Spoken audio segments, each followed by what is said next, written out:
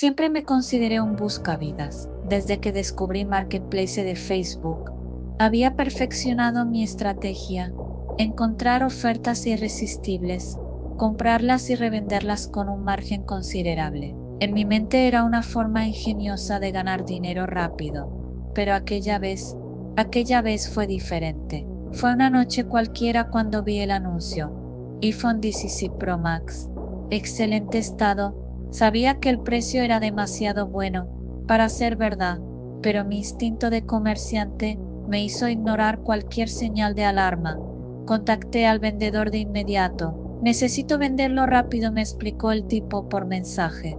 ¿Por qué tan barato?, pregunté, intentando sonar casual. Problemas familiares, hermano. Solo necesito el dinero. Me pasó una ubicación para encontrarnos al día siguiente. Un sitio aparentemente normal, un estacionamiento frente a un pequeño centro comercial. Decidí aceptar. Era una oportunidad demasiado jugosa para dejarla pasar. Llegué al lugar puntual, con el dinero en efectivo en el bolsillo. Revisé la ubicación en mi teléfono. Todo coincidía. Lo que no coincidía era la sensación de inquietud que comenzó a invadirme mientras esperaba. Le mandé un mensaje al vendedor: ya estoy aquí, voy en camino, dame 5 minutos, respondió. Esos 5 minutos se hicieron eternos. La zona estaba casi desierta. Apenas un par de personas caminaban a lo lejos, y los pocos negocios abiertos no inspiraban confianza. Pensé en marcharme, pero la idea del iPhone barato me retuvo. De pronto, escuché el rugido de una moto acercándose. La moto se detuvo frente a mí. Dos tipos bajaron rápidamente, mientras el conductor permanecía en el vehículo. Uno de ellos, con una gorra que ocultaba parcialmente su rostro, sacó un arma. Dame todo lo que traes, dijo con voz firme. El otro, más corpulento, se acercó amenazante. En ese momento, mi cuerpo se paralizó. Intenté razonar con ellos. No traigo mucho, solo venía a comprar algo, empecé a decir. El hombre con la pistola me miró con desdén y me empujó. Te dije que me lo des. Me aferré al dinero en mi bolsillo, pensando que tal vez si me resistía podrían marcharse. Fue un error. El corpulento me golpeó en el rostro, haciendo que cayera al suelo. Intenté levantarme, pero el tipo armado perdió la paciencia. ¿Quieres que te mate?, gritó, y antes de que pudiera reaccionar, sentí un ardor insoportable en mi pierna. El sonido del disparo resonó en mi cabeza. Miré hacia abajo y vi la sangre manando rápidamente. El dolor era indescriptible, pero mi instinto de supervivencia se activó. Corrí como pude, cojeando y dejando un rastro de sangre tras de mí. Los motorizados me siguieron, sus gritos mezclándose con el rugido del motor. Intenté esconderme entre los callejones, pero ellos me tenían acorralado. En cada esquina que doblaba, los escuchaba acercarse más. Mi pierna me quemaba, y con cada paso sentía que el mundo se tambaleaba. Finalmente me encontraron, me rodearon en un callejón sin salida. Dame el dinero o te mato aquí mismo, dijo el tipo de la pistola, apuntándome directamente al pecho. Sin opciones, saqué los billetes tembloroso y se los entregué, pero no se marcharon. ¿Qué hacemos con este?, preguntó el corpulento, mirando al otro. Deberíamos matarlo. Ya nos vio las caras. El miedo me paralizó. No podía pensar, no podía moverme. Apenas pude articular palabras. Por favor, no me maten, no diré nada, no vi nada.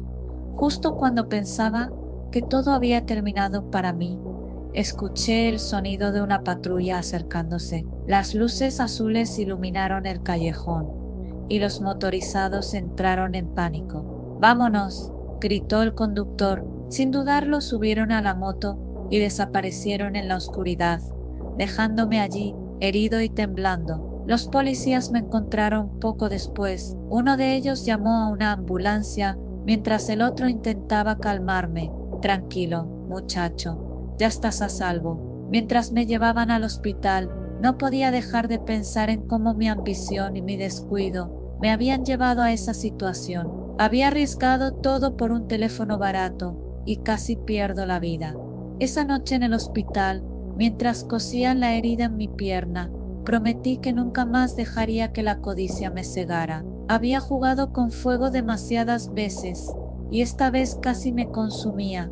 Aún me despierto por las noches con el sonido de la moto resonando en mis oídos. A veces cierro los ojos y veo el cañón del arma apuntándome, el frío sudor recorriendo mi espalda. Aprendí por las malas que no todas las ofertas valen el precio y que, a veces, el riesgo no merece la recompensa. Nunca volví a usar Marketplace después de eso.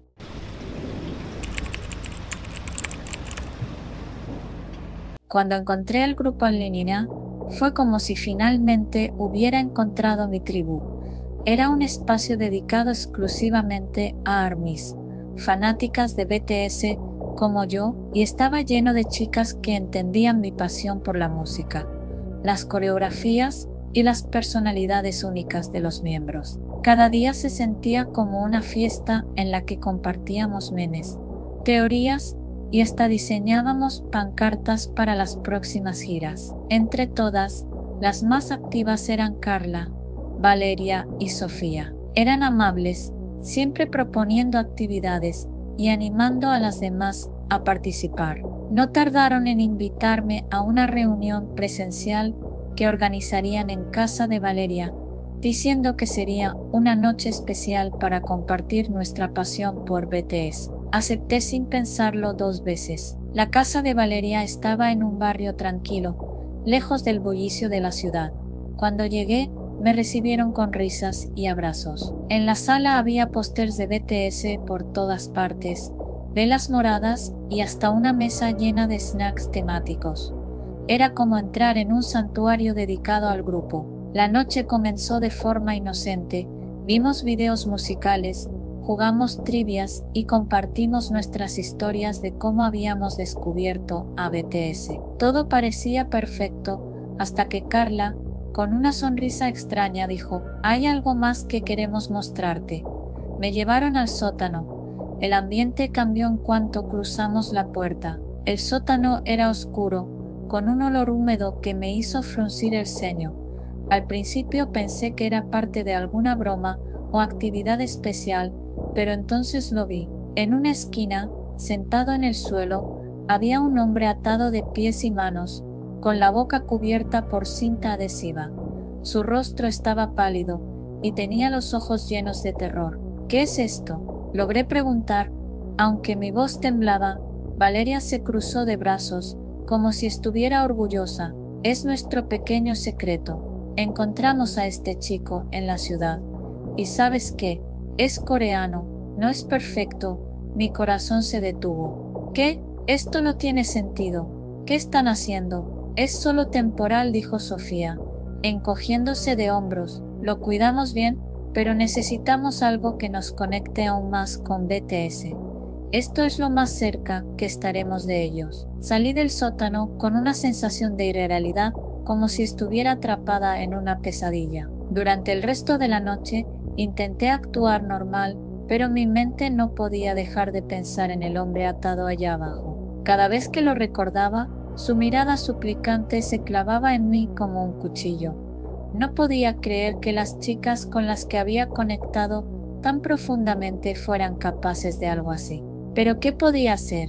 Si llamaba a la policía, tal vez me involucraría. Si intentaba ayudar al hombre, podría ponerme en peligro. Aún así, sabía que no podía ignorarlo. Pasé los días siguientes en una niebla de ansiedad. Fingí seguir siendo parte del grupo, interactuando como siempre en los chats y publicaciones. Mientras tanto, investigué sobre cómo liberarlo sin que sospecharan de mí. El hombre, que logré descubrir que se llamaba Ji-hoon, parecía estar en buenas condiciones físicas, pero sabía que no aguantaría mucho más. No hablaba español, pero cuando logré regresar al sótano, en una segunda reunión, nos comunicamos con miradas. Le prometí que lo ayudaría.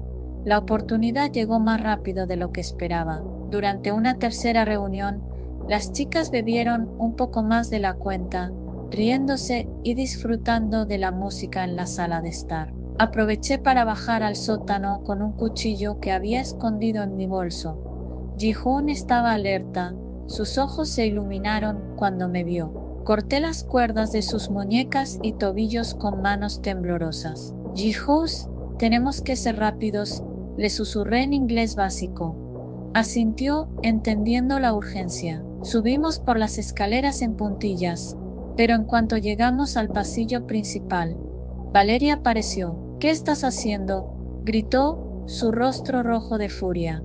La escena fue un caos. Las demás chicas llegaron corriendo al escuchar los gritos, y entre todas intentaron detenernos.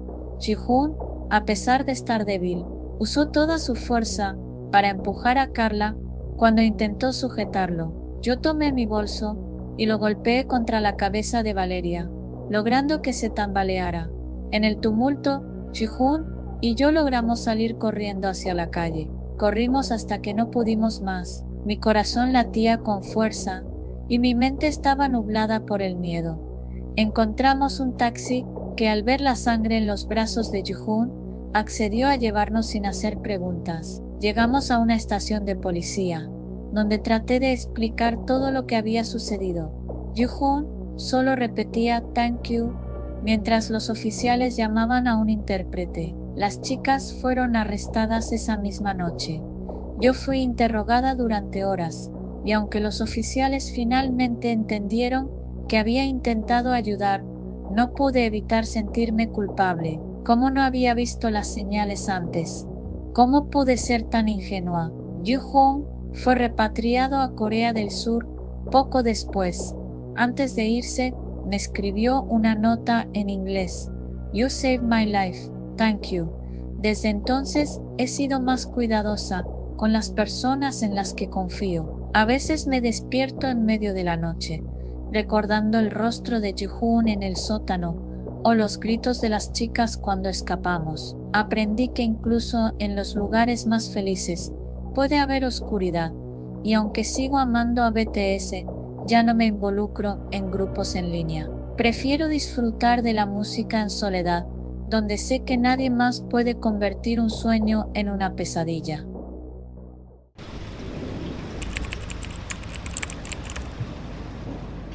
Nunca pensé que encontrar un lugar para vivir pudiera convertirse en una experiencia tan perturbadora. Todo comenzó con mi obsesión por los grupos de alquiler en redes sociales. Pasaba horas revisando publicaciones, buscando una oportunidad ideal para mudarme y dejar atrás a mis ruidosos compañeros de departamento. Fue en uno de esos grupos donde noté por primera vez los anuncios de Vivian. Eran diferentes a los demás. En lugar de solo una descripción y fotos del lugar, sus imágenes siempre tenían algo extraño. A primera vista parecían normales, pero si mirabas con atención podías notar palabras extrañas escritas con sombras o escondidas en reflejos. Una de las imágenes, por ejemplo, mostraba un espejo colgado en una sala vacía. Al observarlo detenidamente, noté que en el reflejo se veía la palabra "EP" descrita con lápiz labial. Otra foto, de un pasillo iluminado por un solo foco, tenía en la pared la silueta de una mano. Era desconcertante pero también intrigante. Durante semanas, los anuncios de Vivian seguían apareciendo. Siempre el mismo formato, fotos de posibles alquileres, con detalles que te ponían los pelos de punta. Una lámpara torcida proyectaba la palabra "room", un charco de agua reflejaba "freedom". Finalmente no pude resistirme. Le escribí un mensaje directo: "Hola Vivian, he notado tus publicaciones. ¿Estás bien?". Me respondió casi de inmediato. "¿Por qué lo preguntas?". Le expliqué lo que había notado en sus imágenes. Por un momento, pensé que me bloquearía o que diría que estaba loca, pero en lugar de eso me contestó con algo que me dejó helada: "Tú eres la primera persona que lo nota". A partir de ahí comenzamos a hablar casi todos los días. Era cautelosa al principio, pero poco a poco empezó a confiar en mí. Me contó que vivía con sus padres, en una casa grande que al principio describió como opresiva. Cuando le pregunté por qué no había alquilado ya un lugar, me evadió con respuestas vagas, pero entonces, una noche me envió un mensaje diferente. No puedo seguir aquí. Si no salgo pronto, algo terrible va a pasar. Le pregunté qué quería decir, y después de una larga pausa, me envió una foto. Era de su brazo lleno de moretones. Es mi mamá. Dice que soy una carga. Me quedé paralizada. No sabía qué decir. ¿Tu papá? Pregunté temiendo la respuesta. Es peor. Él solo observa. No podía dejar que Vivian siguiera en ese lugar. Le ofrecí ayuda inmediatamente, aunque no tenía idea de cómo sacarla de esa casa sin que sus padres se dieran cuenta. Pasamos días planeando todo. Vivian me enviaba detalles sobre su rutina familiar, cuándo salían sus padres, cuánto tiempo tenía antes de que alguien notara su ausencia. Acordamos que la recogería un viernes por la noche, cuando sus padres salieran a cenar. Ella tendría lista una mochila con sus cosas esenciales. Era un plan simple, pero no podía quitarme de la cabeza la sensación de que algo iba a salir mal. Llegué a su casa exactamente a las 8:30 p.m., como habíamos acordado. Vivian me había descrito el lugar como un vecindario tranquilo, pero cuando me estacioné frente a su casa, sentí un escalofrío. Las ventanas estaban cubiertas con cortinas pesadas, y las luces exteriores parpadeaban como si algo estuviera mal con la electricidad. Le envié un mensaje. Estoy aquí. No respondió. Pasaron 5 o 10 minutos. Entonces, vi su figura aparecer detrás de la puerta principal. Se movía rápido como si temiera que alguien la viera. Cuando salió, llevaba una mochila pequeña y una expresión que mezclaba miedo y determinación. Vámonos, rápido dijo mientras subía al auto. Mientras conducíamos, Vivian me contó más sobre su situación. Su madre era controladora y violenta, golpeándola por cualquier error, por pequeño que fuera. Su padre, aunque no la agredía físicamente, apoyaba a su madre en todo, a menudo intimidándola con amenazas veladas. Vivian me confesó que los mensajes en sus publicaciones eran su forma desesperada de pedir ayuda. Pensé que nadie los notaría. Pero tú lo hiciste, me dijo con lágrimas en los ojos. La llevé a mi pequeño apartamento esa noche. No era un lugar ideal, pero al menos estaba lejos de sus padres. Durante las semanas siguientes, Vivian y yo compartimos el espacio. Era extraño pero reconfortante tenerla allí.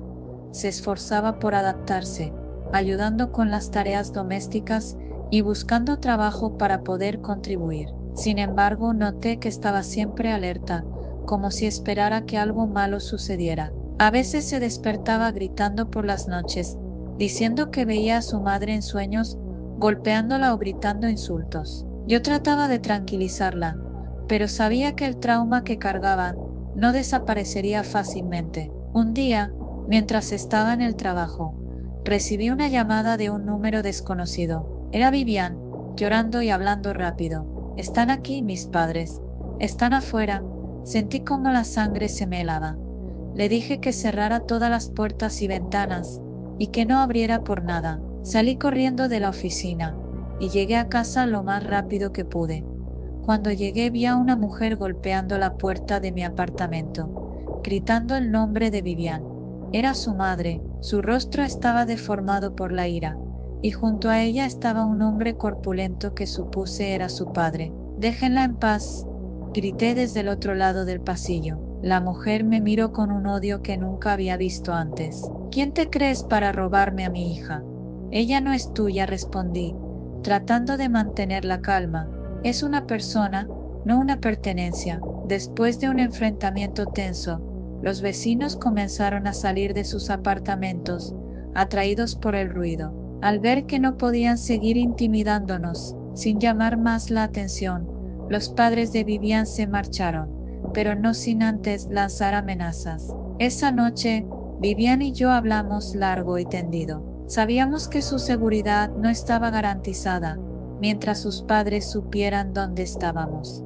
Decidimos mudarnos juntas a un lugar nuevo, más lejos, donde pudieran empezar de cero. Encontramos un pequeño apartamento en las afueras de la ciudad.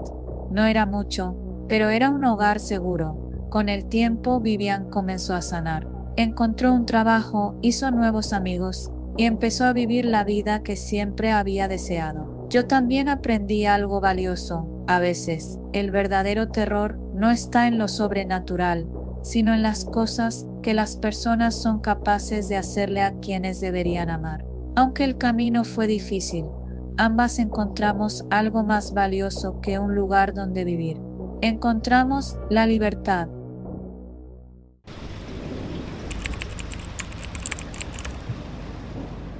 No sé si debería contar esto, pero siento que alguien tiene que escucharme. Mi nombre es Mónica, y hasta hace un par de años llevaba una vida completamente normal.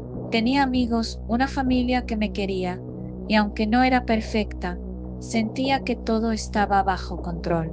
Hasta esa noche, todo empezó en una fiesta. Era una de esas reuniones donde no conoces a la mitad de los invitados, pero igual decides ir porque sientes que necesitas desconectar. Mi amiga Ana me convenció de que sería divertido, de que por una vez no pasaría nada malo, y al principio tenía razón. Recuerdo haber llegado con entusiasmo. La música estaba fuerte, el ambiente lleno de energía, y las bebidas fluían como si el alcohol fuera agua. No soy de tomar mucho, pero esa noche me dejé llevar. Era como si quisiera demostrarle al mundo que también sabía divertirme. Poco a poco las cosas se volvieron borrosas. Las risas, los flashes de las cámaras, las bromas que en el momento parecían inocentes. En algún punto alguien me ofreció una bebida que sabía más fuerte de lo que esperaba, pero no le di importancia. Lo siguiente que recuerdo son fragmentos. Gente riéndose, alguien sosteniéndome mientras apenas podía mantenerme en pie, y un teléfono apuntándome constantemente. A la mañana siguiente, me desperté en mi cama con un dolor de cabeza que apenas podía soportar. Ana estaba a mi lado, intentando explicarme cómo llegamos a casa. No le presté mucha atención. Pensé que solo había sido una noche de excesos y que el peor castigo sería mi resaca. No podría haber estado más equivocada. Unos días después, recibí un mensaje de un amigo. ¿Viste esto? Junto al mensaje venía un enlace. Al abrirlo sentí como mi estómago caía en picada. Era un perfil de Facebook con mi nombre, pero no era mío. La foto de perfil era una de las que alguien había tomado esa noche. Yo en un estado que preferiría no describir. Ese perfil estaba lleno de imágenes mías, en situaciones vergonzosas, tirada en el suelo, con manchas de bebida en la ropa, incluso una foto donde alguien había escrito algo en mi frente con un marcador. El perfil no solo contenía las fotos, sino que también las había compartido en grupos y etiquetado a muchas de las personas que conocía, incluyendo a mi familia. La avalancha de mensajes no tardó en llegar. Mi bandeja de entrada se llenó de insultos, burlas e incluso propuestas indecentes de desconocidos, que al parecer habían decidido que yo era su tipo. Mis amigos de la universidad dejaron de hablarme. Mis padres apenas podían mirarme. Mi mamá me preguntó entre lágrimas, ¿por qué hiciste esto? ¿Qué estabas pensando? Intenté explicarles que esas fotos no representaban quién era yo, que alguien me las había tomado sin mi consentimiento, pero no parecía importar. La vergüenza ya estaba instalada en mi casa, y yo era la culpable, al menos a los ojos de ellos. Las semanas siguientes fueron un infierno. Cada vez que entraba a Facebook, había más comentarios, más publicaciones. La gente que ni siquiera conocía tenía opiniones sobre mí. Algunos decían que me lo merecía por borracha, otros usaban las fotos para hacer memes. Intenté reportar el perfil falso a Facebook, pero cada intento era frustrante. Las respuestas automáticas parecían burlarse de mi desesperación. Pasé días sin salir de mi cuarto. Mi teléfono era una bomba de tiempo. Cada notificación una nueva herida. Me miraba al espejo y apenas reconocía a la chica que solía ser. Una noche, la idea de acabar con todo cruzó por mi mente. Pensé en cómo sería si simplemente desapareciera, si pudiera borrar mi existencia como alguien borra un archivo en su computadora. Pero algo me detuvo, una pequeña chispa de esperanza, o quizás simple miedo. No sé exactamente cuándo cambió todo, pero lo hizo. Poco a poco la tormenta comenzó a amainar. El perfil falso seguía ahí, pero cada vez menos gente hablaba de él. Mis padres, aunque todavía dolidos, empezaron a preocuparse más por mi bienestar que por su vergüenza. Un día, después de muchas semanas, abrí Facebook y descubrí que el perfil falso había desaparecido. No sé si fue eliminado por el creador, si Facebook finalmente actuó o si simplemente dejó de existir. Las fotos, que parecían el fin del mundo en ese momento, comenzaron a desvanecerse. Los mensajes de odio cesaron, y las pocas personas que seguían recordándolas dejaron de importarme. No voy a mentir, las cicatrices todavía están ahí. A veces, cuando alguien me mira de más, me pregunto si me reconoce de las fotos, pero aprendí algo importante. Las redes sociales pueden parecer el centro del universo, pero no lo son. La vida real sigue, incluso cuando sientes que se detuvo. El tiempo, aunque no cura todo, tiene una forma extraña de borrar lo que parece insuperable. Hoy, miro hacia atrás y veo una versión de mí misma que no reconocía. Una chica rota, desesperada por ser aceptada, pero también veo a alguien que contra todo pronóstico encontró una manera de seguir adelante, porque al final ni las redes sociales ni la opinión de los demás tienen poder sobre quién eres, a menos que se lo permitas.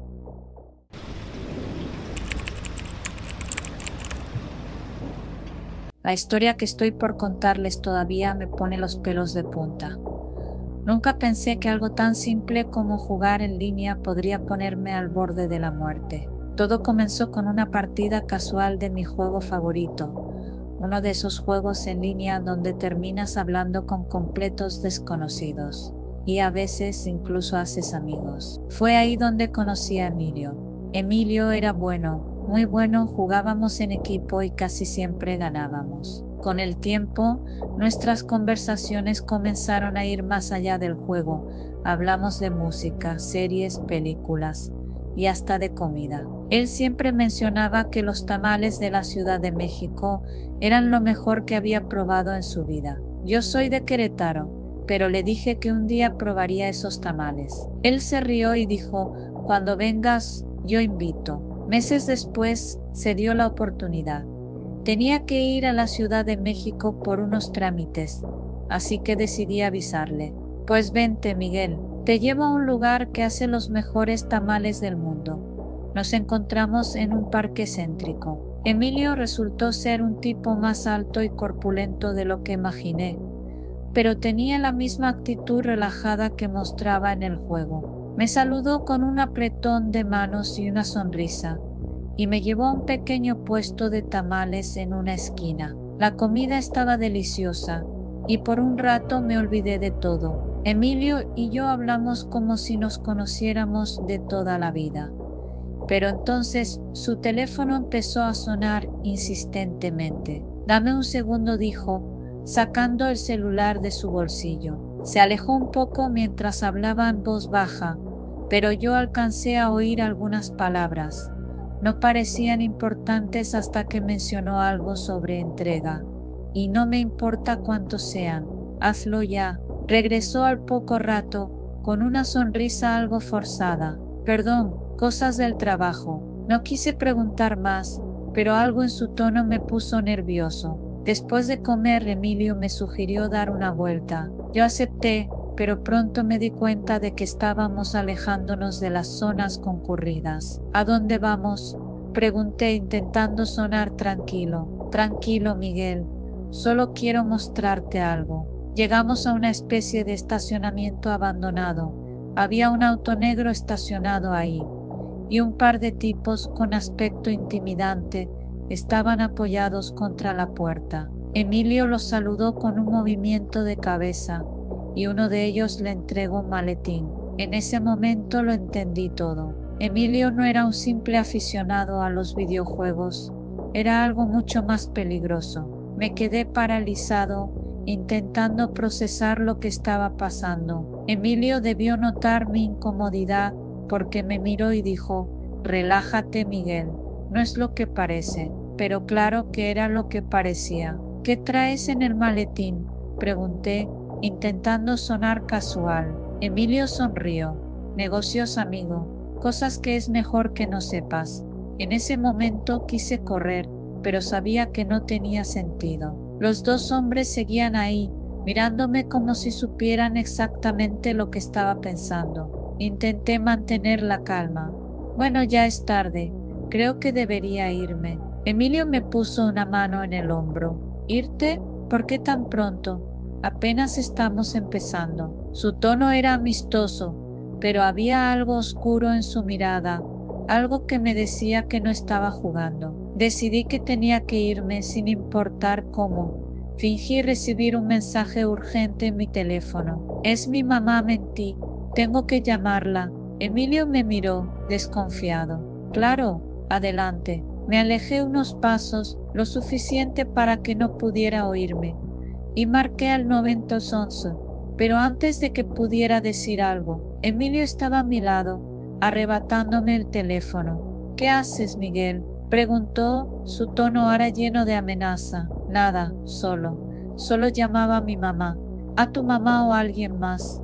Me sentí atrapado. Los otros dos hombres comenzaron a caminar hacia nosotros, y uno de ellos sacó un arma. «¿Qué hacemos con él, jefe?», preguntó uno de los tipos, mirando a Emilio. Mi corazón se detuvo. «Jefes». Emilio era su jefe. «Tranquilos, tranquilos», dijo Emilio, levantando una mano.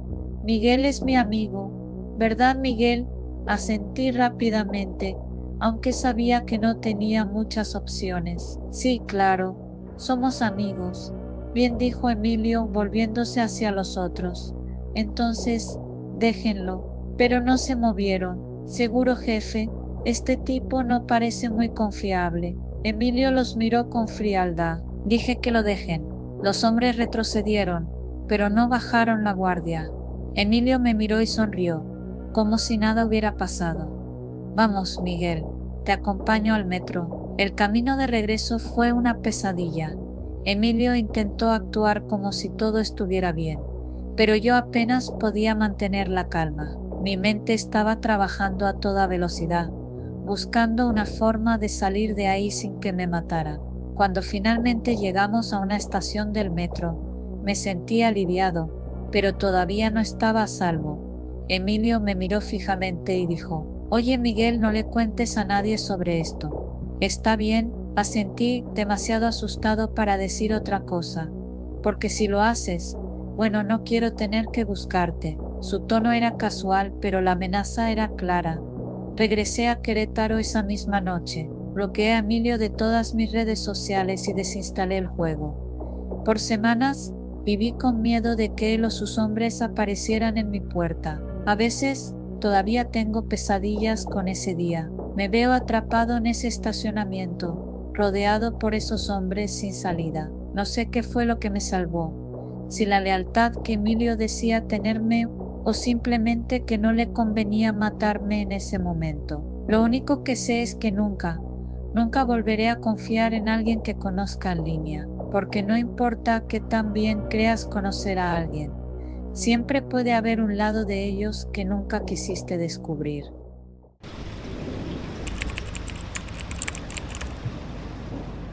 Siempre había sido una persona escéptica. No creía en fantasmas, espíritus ni cosas paranormales. Pero lo que viví hace unos meses me hizo replantearme muchas cosas, o al menos me hizo más consciente de los peligros que existen en esta vida y en esta era digital. Todo comenzó una tarde cualquiera mientras revisaba mi celular después del trabajo. Entre las notificaciones había un mensaje de Facebook que me llamó la atención.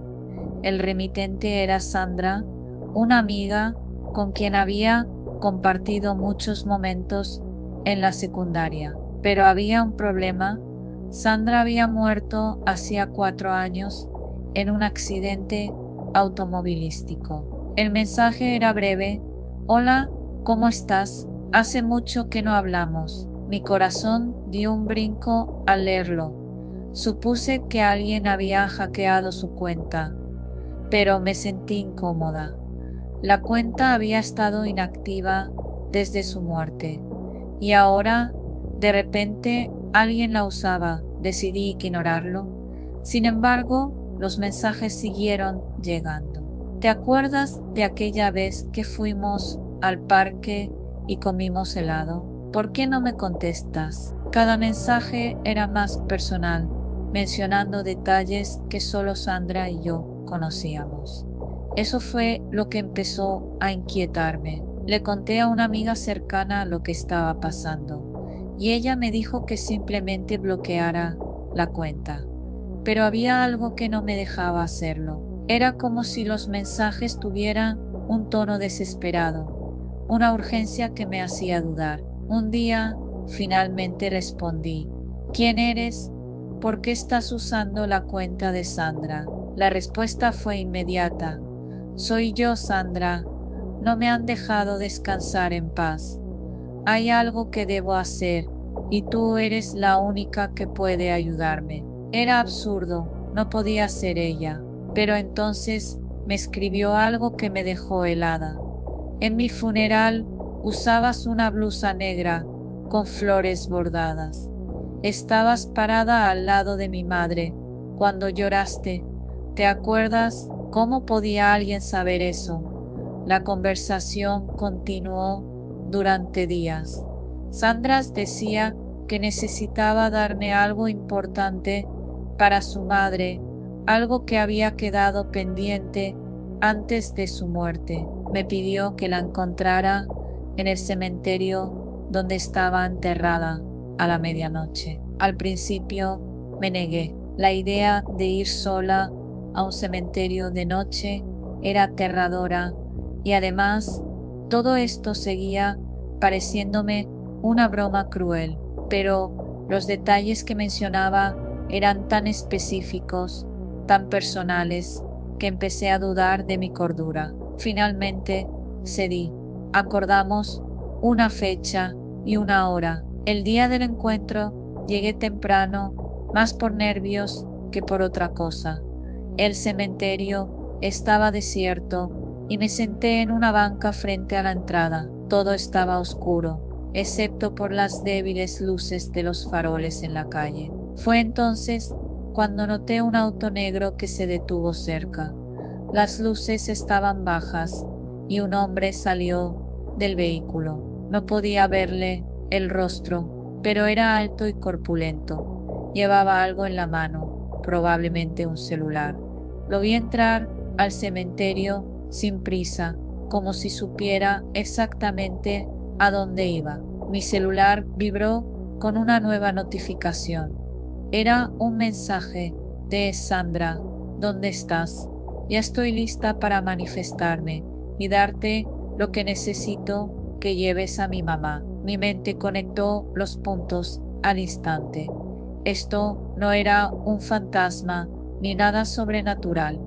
Alguien estaba usando la cuenta de Sandra para engañarme y atraerme al cementerio. Decidí responder con calma, aunque mi corazón latía con fuerza. Ya estoy llegando, dame unos minutos.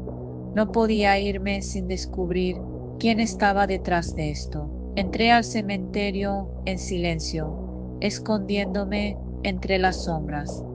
Mi plan era simple: tomarle una foto al hombre y denunciarlo. Lo encontré detrás de un árbol, justo frente a la tumba de Sandra. Estaba revisando su celular, esperando. Saqué mi teléfono y enfoqué como pude. La luz del flash iluminó la escena por un segundo, suficiente para que el hombre se diera cuenta de mi presencia. ¡Ey!, gritó y comenzó a correr hacia mí. No me quedé a averiguar qué quería. Corrí con todas mis fuerzas. esquivando lápidas y saltando baches en el camino. El hombre estaba cerca. Podía escuchar sus pisadas detrás de mí. Llegué a la entrada del cementerio y sin mirar atrás, seguí corriendo hasta llegar a una avenida iluminada. El hombre no me siguió más allá del cementerio. Tal vez no quería llamar la atención, o tal vez pensó que ya no valía la pena. Cuando llegué a casa, revisé la foto que había tomado. Mi esperanza se desvaneció al ver lo borrosa que estaba. Apenas se distinguía la silueta del hombre. Bloqueé la cuenta de Sandra de inmediato y escribí a la madre de Sandra para advertirle sobre lo que había pasado. También contacté a varios amigos en común y les pedí que denunciaran la cuenta. En cuestión de días, la cuenta fue eliminada. Nunca supe quién estaba detrás de esto ni cuáles eran sus intenciones. Pero una cosa era segura, alguien había usado la memoria de mi amiga para intentar hacerme daño. Desde entonces soy mucho más cautelosa con las redes sociales. Lo que viví me enseñó que los peligros reales no siempre vienen del más allá, sino de las personas aquí, entre nosotros, que se aprovechan de nuestra vulnerabilidad y recuerdos. Sandra sigue en mi memoria, pero ahora sé que ella nunca habría querido que la recordara con miedo. Solo espero que nadie más caiga en una trampa tan retorcida como la que casi me cuesta la vida aquella noche.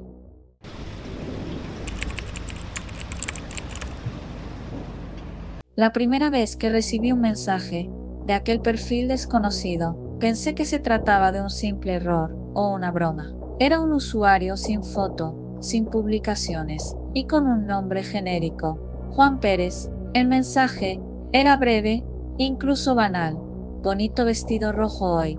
No le di importancia. Ni siquiera llevaba un vestido rojo ese día. Pero el mensaje tenía un tono extraño. Lo ignoré, lo dejé pasar y continué con mi vida. Sin embargo, al día siguiente, otro mensaje llegó. Espero que hayas disfrutado tu café en la terraza esta mañana. Aquello me detuvo en seco. Había tomado café en la terraza de mi departamento esa misma mañana. Nadie estaba conmigo. Nadie podría haberlo sabido. Intenté racionalizarlo. Tal vez alguien que me conocía estaba jugando conmigo. Un amigo, un vecino. Pero mientras revisaba mi lista de contactos, no encontraba a nadie que pudiera encajar con ese perfil. Decidí bloquear la cuenta. Funcionó, por unas horas. Esa misma noche, otro perfil me envió un mensaje. No sirve de nada bloquearme. Sabes que siempre puedo verte. Esa línea fue como un golpe en el estómago. ¿Quién era esta persona? ¿Cómo sabía tantas cosas sobre mí? El perfil nuevo tampoco tenía foto ni publicaciones, pero esta vez el nombre era distinto. Carlos Ramírez. El tono del mensaje cambió después de eso. Ya no eran comentarios casuales, sino afirmaciones perturbadoras. Deberías cerrar mejor las cortinas por las noches. Tu gato se asustó cuando se cayó ese vaso, ¿verdad? Me quedé helada. Esa tarde, efectivamente, un vaso había caído en la cocina, asustando a mi gato, pero estaba sola en casa. ¿Cómo podía saberlo? Cerré las cortinas, revisé todas las puertas y ventanas, asegurándome de que estuvieran bien cerradas, pero los mensajes seguían llegando, cada vez más personales. Ese cuadro nuevo no combina con la pared azul. ¿Por qué dejaste las luces del baño encendidas anoche? Comencé a sentirme paranoica. Miraba constantemente por la ventana, buscaba cámaras ocultas en mi casa. Revisaba mi celular para ver si alguien lo había hackeado. Incluso cambié las contraseñas de todas mis redes sociales. Pero no sirvió de nada. Los mensajes no se detenían. El acoso empezó a afectar mi vida diaria. Dejé de salir a la terraza. Cerré las cortinas permanentemente y me aseguré de no publicar nada en redes sociales. Pero eso no importaba. Él seguía sabiendo todo. Un día, en un ataque de desesperación, le respondí: ¿Quién eres?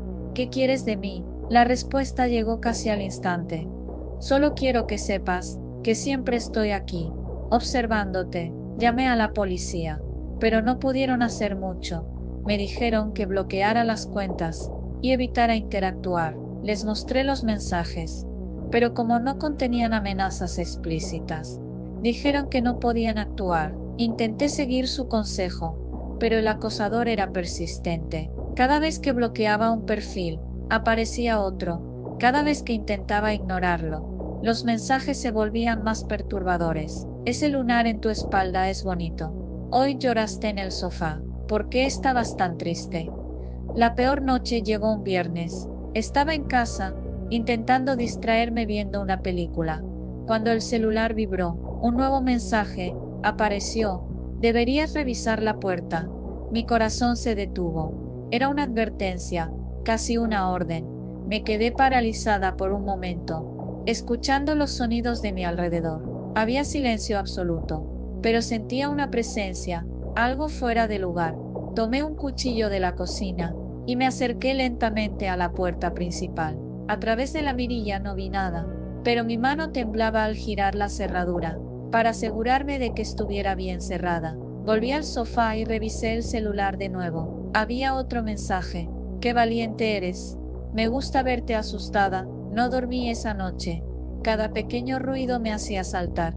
El acosador me había reducido a un estado de constante ansiedad. Sabía que estaba siendo vigilada, pero no sabía cómo ni desde dónde. Decidí instalar cámaras de seguridad en mi departamento. Al menos así podría saber si alguien estaba entrando o manipulando mis cosas. También contraté a un técnico para revisar mi celular y mi computadora, buscando algún tipo de malware o programa espía. Pero todo parecía estar en orden. Una semana después, los mensajes comenzaron a disminuir. Pasé días sin recibir nada, lo cual, en lugar de tranquilizarme, me ponía más nerviosa. Era como si el acosador estuviera preparando algo más grande. Finalmente, un último mensaje llegó. Nos vemos esta noche. No sabía si era una amenaza o una promesa, pero me armé de valor y decidí enfrentarme a lo que fuera que estuviera pasando. Esa noche, me quedé despierta con el cuchillo en la mano, esperando que algo sucediera. Alrededor de las 3 de la madrugada, escuché un ruido en el balcón. Corrí hacia las cámaras de seguridad y revisé el video en tiempo real. Había alguien afuera. Mi cuerpo se llenó de adrenalina. Llamé a la policía de inmediato, describiendo lo que estaba viendo. El operador me pidió que permaneciera tranquila y que no hiciera nada hasta que llegaran. 10 minutos después, escuché las sirenas. Los oficiales encontraron a un hombre escondido en mi balcón. Era alguien que no reconocía, pero lo peor fue lo que encontraron en su celular. Había cientos de fotos mías, tomadas desde diferentes ángulos y en momentos íntimos. Algunas habían sido capturadas a través de las ventanas, otras claramente tomadas con un dron. También encontraron las múltiples cuentas de las que había recibido mensajes. Era él todo el tiempo. El hombre fue arrestado, y las autoridades dijeron que enfrentaría cargos por acoso y violación de la privacidad. Pero aunque estaba tras las rejas, el daño ya estaba hecho. Durante meses, me sentí insegura en mi propia casa. Cambié de departamento, dejé de usar redes sociales y me alejé de mucha gente. Había perdido mi sentido de privacidad y, en cierta forma, mi paz mental. A veces pienso en todos esos mensajes y en cómo jugaban con mi mente, pero también me doy cuenta de que tomé las decisiones correctas. Lo enfrenté y, aunque el miedo sigue ahí, sé que ya no tiene poder sobre mí. A veces, ser observada es el peor tipo de terror, porque nunca sabes quién está mirando o qué es lo que realmente quieren.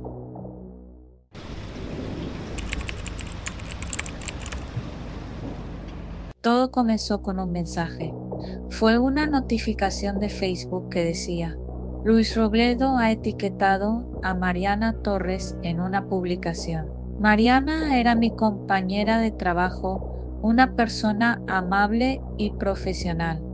No éramos amigas cercanas, pero me extrañó ver su nombre relacionado con Luis, un ex colega despedido meses atrás. Luis no se fue del todo en buenos términos. Había sido acusado de manipular datos en un proyecto importante, y aunque nunca se comprobó del todo, la empresa no quiso arriesgarse. Todos asumimos que había pasado la página, pero esa publicación marcó el inicio de algo mucho más oscuro. Curiosa, abrí la publicación. Era un texto largo, lleno de acusaciones personales. Luis afirmaba que Mariana había estado involucrada en el fraude por el cual lo habían despedido y que además había usado su posición para acoso laboral. Los comentarios eran un hervidero de opiniones. Algunas personas le creían, otras la defendían, pero el daño ya estaba hecho. Mariana negó todo y publicó un comunicado en su perfil. Pero el daño se sentía en el ambiente de la oficina. Incluso los que decían creerle comenzaron a mirarla con desconfianza. Al principio pensé que Luis simplemente estaba desquitando su frustración, pero pronto su campaña de difamación se expandió.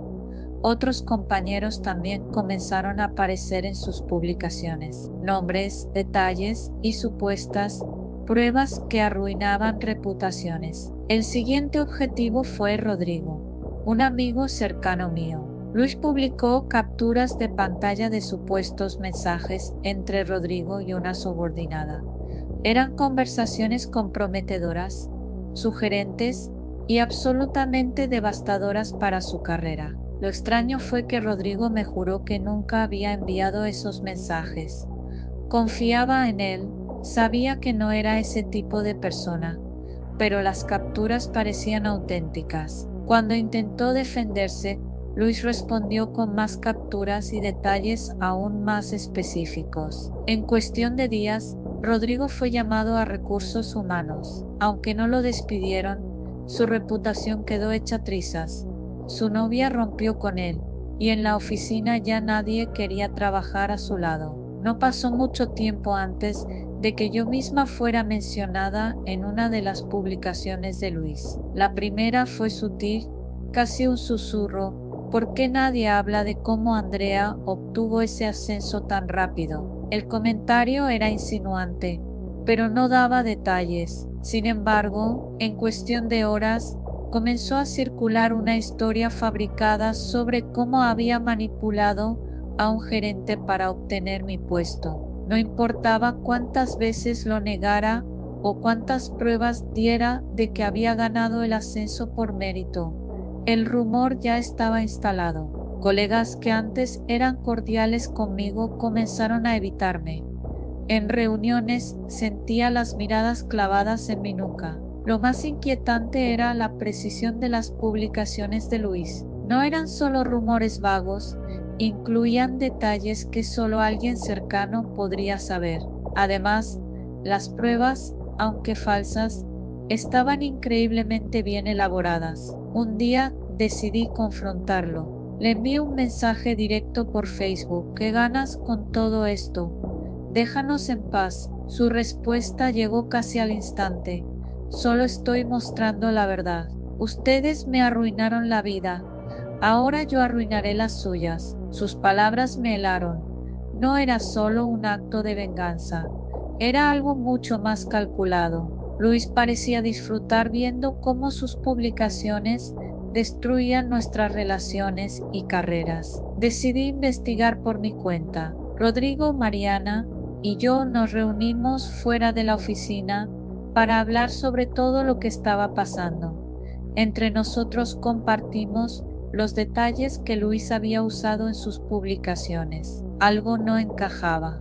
Descubrimos que, de alguna manera, Luis había tenido acceso a información privada, correos electrónicos, mensajes, incluso fotos de nuestras redes sociales. Pero lo más aterrador era cómo usaba esa información para construir mentiras que parecían completamente creíbles. Finalmente decidimos llevar el caso a las autoridades. Aunque parecía un problema digital, la manera en que Luis manipulaba la realidad estaba comenzando a afectarnos psicológica y emocionalmente. Con la ayuda de un experto en ciberseguridad, logramos rastrear algunas de las cuentas falsas que Luis estaba utilizando para difundir su contenido. Lo sorprendente fue que no todas las publicaciones provenían de él directamente. Luis había creado un pequeño ejército de perfiles falsos que interactuaban entre sí,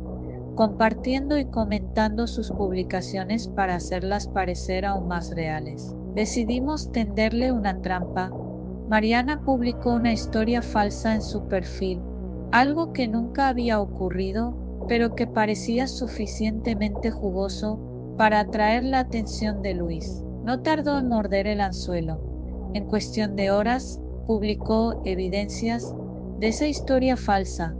Nuestro experto usó ese momento para rastrear la actividad de su cuenta y encontrar su ubicación.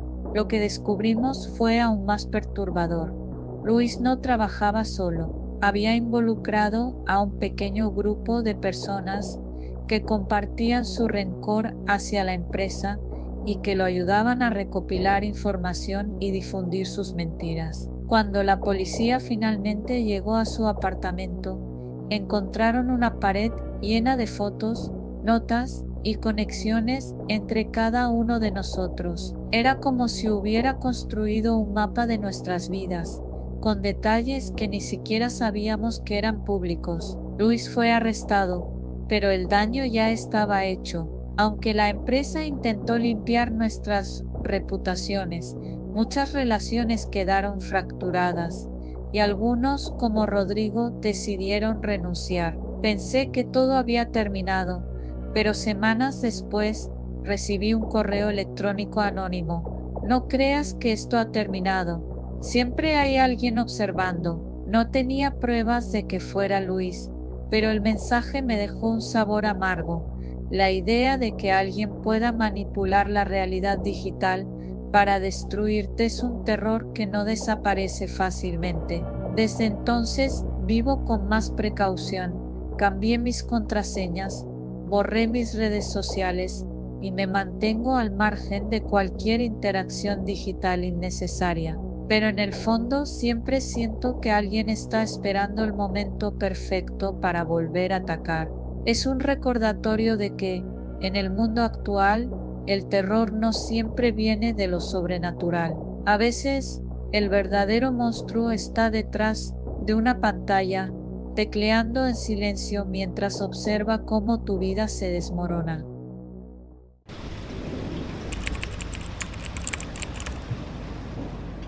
Todo comenzó de manera inocente. Estaba pasando por un momento difícil, un trabajo agotador, una relación rota y un aislamiento que parecían volverlo todo. Navegando en Facebook una noche, encontré un grupo llamado Renacimiento, Encuentra la paz interior. Era un grupo de apoyo que prometía ayudar a personas como yo a redescubrir el propósito y la calma en sus vidas. La descripción era atractiva, casi poética, y las publicaciones estaban llenas de frases motivadoras y mensajes de esperanza. Me uní sin pensarlo 2 veces. Fue una decisión que ahora sé, marcó el inicio de mi pesadilla. La aceptación al grupo fue casi inmediata, acompañada de una cálida bienvenida por parte de los administradores. Una mujer llamada Carolina, que se presentaba como terapeuta, me envió un mensaje directo esa misma noche. Me felicitó por tomar el primer paso hacia mi verdadera libertad y me invitó a participar en una reunión virtual esa misma semana. Las videollamadas eran extrañamente reconfortantes. Los miembros compartían historias de superación personal y Carolina siempre tenía una palabra sabia para cada situación. Había algo casi magnético en su voz, como si realmente entendiera mi dolor. En poco tiempo comencé a sentir que había encontrado un espacio seguro. A medida que me involucraba más, comenzaron a pedirme cosas. Primero pequeños gestos, compartir el grupo con mis amigos, publicar en mi perfil sobre los beneficios de ser parte de la comunidad. Después, cosas más personales, detalles sobre mi vida, mis miedos más profundos, mis errores. Decían que era parte del proceso de sanación, que abrirme por completo era necesario para alcanzar la paz. Aunque al principio me sentí incómodo, el apoyo constante del grupo me convenció. Todos aquí hemos pasado por lo mismo. Decían, me entregué, compartí más de lo que debería y me convertí en un miembro activo. Pero luego vino el primer mensaje que me hizo dudar. Era de un hombre llamado Luis, otro miembro del grupo. Carolina quiere que hablemos sobre algo delicado. ¿Podemos tener una llamada privada? Acepté. En la llamada Luis me preguntó si estaba dispuesto a donar al grupo, a invertir en mi futuro espiritual. Me aseguró que era opcional, pero la presión en su tono decía lo contrario. Algo en mi interior comenzó a alarmarse. Poco a poco noté cosas que no encajaban. Algunos miembros hablaban de dejar sus trabajos para dedicarse completamente al renacimiento. Otros mencionaban mudarse para vivir cerca de Carolina, y los líderes, un hombre compartió que había entregado todos sus ahorros para ayudar al grupo a crecer. Carolina siempre lo felicitaba con palabras llenas de afecto y promesas de que su sacrificio sería recompensado. Una noche, mientras revisaba el grupo, encontré un comentario que me heló la sangre. Era de alguien que había salido del grupo. Un mensaje breve antes de ser eliminado por los administradores. Esto no es un grupo de apoyo. Es una secta. Salgan antes de que sea tarde. Esa noche decidí que ya había tenido suficiente. Desactivé las notificaciones del grupo y dejé de participar en las videollamadas. Carolina me envió un mensaje al día siguiente. Noté que no estuviste en la reunión. ¿Todo está bien? No respondí. Entonces empezaron los mensajes de otros miembros. Te extrañamos. ¿Por qué te estás alejando? Carolina está preocupada por ti. La presión fue escalando hasta que Carolina misma me llamó. Contesté más por miedo que por cortesía. Entiendo que estés confundido, me dijo con un tono dulce, pero no puedes renunciar a tu proceso. Estás muy cerca de encontrar la paz. Intenté explicarle que simplemente necesitaba tiempo, pero su tono cambió drásticamente. Salir ahora sería un error. Sabemos cuánto te ha costado llegar hasta aquí. No querrás decepcionarnos. Colgué. Fue un error. A partir de ese momento mi vida se convirtió en un infierno. Alguien empezó a enviar mensajes anónimos a mi cuenta de Facebook. Eran agresivos, amenazantes. Sabemos dónde vives. Regresa al grupo o lo lamentarás. Mis publicaciones personales comenzaron a llenarse de comentarios de miembros del grupo. Insinuaciones y amenazas veladas que nadie más parecía notar. Intenté bloquearlos, pero nuevos perfiles aparecían constantemente. Una noche, encontré una nota pegada a la puerta de mi apartamento. La paz no es algo que puedas abandonar.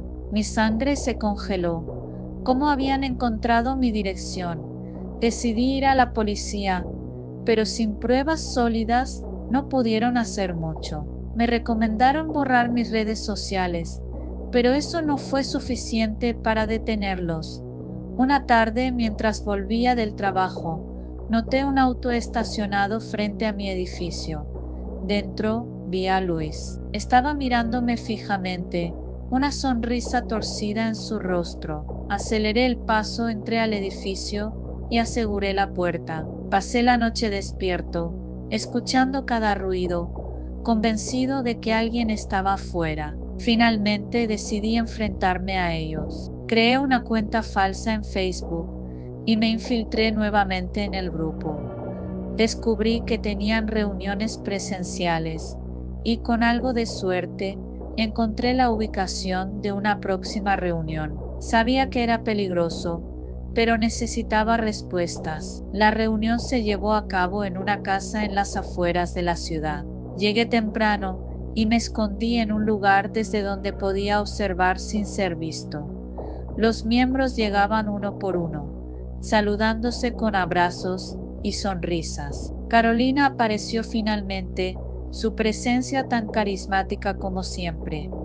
pero ahora con un aire autoritario que me dio escalofríos. Comenzó a hablar sobre los traidores y cómo el grupo debía protegerse de aquellos que no entendían su propósito. No mencionó mi nombre, pero su discurso estaba lleno de insinuaciones que no dejaban dudas. En algún momento uno de los miembros notó mi presencia. Grité y corrí hacia mi auto. Escuché voces detrás de mí, pero no me detuve. Arranqué y me alejé lo más rápido que pude. Llegué a casa temblando. Bloqueé todas las cuentas relacionadas con el grupo y cambié mis contraseñas. Decidí mudarme a otra ciudad y finalmente eliminar todas mis redes sociales. A veces pienso en aquellos que aún están en el grupo, atrapados en la manipulación de Carolina y sus líderes. Me pregunto si alguna vez podrán salir o si, como yo, vivirán con el miedo constante de que alguien en algún lugar los está vigilando. El mundo digital puede parecer inofensivo, pero detrás de las pantallas se esconden monstruos que saben cómo manipular tus miedos más profundos. Yo sobreviví, pero no todos tienen la misma suerte.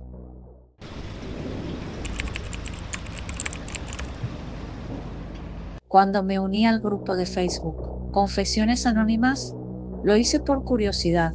Era un lugar donde la gente compartía pequeños secretos, cosas que no se atrevían a contar a nadie más. La dinámica era sencilla. Enviabas tu confesión a un administrador de manera anónima, y ésta se publicaba sin tu nombre. Los miembros comentaban con empatía, humor o, a veces, con críticas mordaces. Era entretenido, casi adictivo. Las confesiones iban desde lo banal: robé un chocolate en el supermercado, hasta lo profundamente personales: tuve una aventura con el esposo de mi mejor amiga. Pero un día, todo cambió. La primera señal de que algo estaba mal llegó con una confesión distinta a las demás. Hoy cumplí un año desde que me llevé algo más que un chocolate del supermercado. A veces pienso que deberían haberme atrapado. Los comentarios se dividieron entre risas y críticas, pero la mayoría lo tomó como un intento de llamar la atención. Sin embargo, algo en el tono de la publicación me inquietó. Era demasiado precisa, demasiado segura. No era una broma. Los días siguientes otras confesiones comenzaron a seguir un patrón similar. Engañé a mi jefe para que no notara que robé materiales de la oficina. Saboteé el auto de mi vecino, porque siempre ocupa mi lugar de estacionamiento. La tendencia creció. Los comentarios ya no eran de humor. El grupo parecía volverse un espacio oscuro, donde las personas competían para demostrar quién tenía el secreto más impactante. Una tarde, mientras revisaba el grupo en mi descanso, encontré una confesión que me congeló. Hace un par de semanas, tomé un libro de una biblioteca sin registrarlo. Me sentí como una ladrona, pero ahora lo disfruto en casa. Era un detalle minúsculo, pero era mío, exactamente mi experiencia. No había contado eso a nadie, pero alguien lo sabía. Revisé los comentarios, buscando señales de que alguien estuviera jugando conmigo, pero no encontré nada fuera de lo común. Decidí ignorarlo. Esa noche recibí un mensaje en Messenger de un usuario sin foto de perfil, ni nombre reconocible. El mensaje era simple: ¿te gustó el libro? Seguro la biblioteca lo extraña. El miedo se apoderó de mí. Intenté responder, pero el usuario ya había bloqueado mi cuenta. En los días siguientes, más personas comenzaron a quejarse de mensajes extraños. Algunos miembros del grupo decían que habían recibido amenazas. Un amigo confesó que alguien lo había chantajeado con una publicación anónima en la que admitía haber manipulado las notas de sus alumnos para beneficiarse económicamente. La amenaza era clara: si no pagaba, su confesión sería enviada a su escuela. Los administradores del grupo intentaron tranquilizarnos, pero las publicaciones continuaron. Cada día había confesiones más comprometedoras. Algunas eran tan específicas que resultaba imposible ignorarlas. Alguien me vio tomando dinero del fondo común en mi trabajo. Si me descubren, lo perderé todo. De repente, el grupo dejó de ser un espacio de catarsis y se convirtió en un lugar de paranoia. Nadie sabía quién estaba detrás de las confesiones más incriminatorias, ni quién podía estar recopilando esa información. Una noche recibí otro mensaje anónimo. Esta vez era una captura de pantalla de mi confesión publicada semanas atrás. El mensaje decía: si no quieres que esto llegue a la biblioteca, necesitamos hablar. Llámame. Junto al texto había un número de teléfono. Mi corazón se aceleró. Intenté ignorarlo, pero la idea de enfrentarme a las consecuencias me aterrorizaba. ¿Y si informaban a la biblioteca? ¿Y si eso afectaba mi historial? Finalmente llamé al número. Una voz masculina respondió, calmada pero autoritaria. Sabemos quién eres y lo que hiciste. No te preocupes, no queremos arruinarte la vida. Pero necesitamos un favor. El favor era claro. Querían que vigilara a otros miembros del grupo. Sabemos que eres activa y que te gusta comentar. Solo informa si alguien parece particularmente vulnerable. Sentí asco, pero el miedo me paralizó. No podía decir que no. A medida que el grupo se volvía más oscuro, comencé a notar un patrón. Las confesiones más comprometedoras venían de personas que participaban activamente. Eran personas que, como yo, habían compartido demasiado. Los comentarios y publicaciones parecían seleccionados para sembrar el caos. Cada vez que alguien mencionaba querer abandonar el grupo, surgía una nueva confesión que los implicaba en algo más grave. Intenté advertir a otros de lo que estaba ocurriendo, pero los administradores eliminaban cualquier intento de denuncia. Alguien o varias personas estaban orquestando todo esto con una precisión aterradora. Una madrugada, después de semanas de estrés y paranoia, decidí enfrentar la situación. Hice una publicación en el grupo, explicando que alguien estaba utilizando nuestras confesiones para chantajearnos. Escribí con cuidado, sin mencionar nombres, pero dejando claro que sabíamos lo que estaba pasando. La publicación no duró ni 10 minutos antes de ser eliminada. Poco después, recibí un mensaje de Carolina, una de las administradoras. Tu publicación fue inapropiada. Si tienes problemas, por favor, mándame un mensaje directo. Estamos aquí para ayudarte. El mensaje sonaba amable, pero algo en su tono me inquietó. Revisé su perfil y descubrí algo aterrador.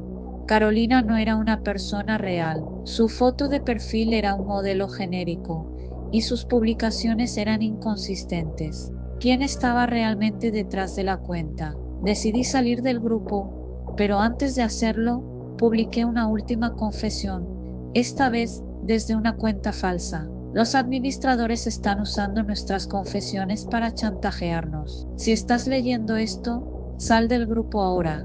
No pasó mucho tiempo antes de que mi cuenta principal recibiera una lluvia de mensajes. ¿Crees que puedes jugar con nosotros? Sabemos dónde vives. Me congelé. ¿Cómo podían saberlo? Antes de que pudiera responder, mi teléfono comenzó a sonar. Era un número desconocido. La voz al otro lado era la misma que había escuchado antes, calmada pero amenazante. Hiciste un gran error. Ahora todos sabrán lo que hiciste. Colgué y desactivé todas mis cuentas de redes sociales esa misma noche. El grupo desapareció días después, como si nunca hubiera existido. No pude rastrear a ninguno de los administradores, y mis intentos de denunciar la situación quedaron en nada. Pero el miedo permanece. A veces recibo mensajes de números desconocidos con frases simples, como, sabemos lo que hiciste. No sé quién estaba detrás de todo esto, pero aprendí una lección que nunca olvidaré. En el anonimato de Internet, nada es realmente secreto, y lo que compartes puede convertirse en tu peor pesadilla.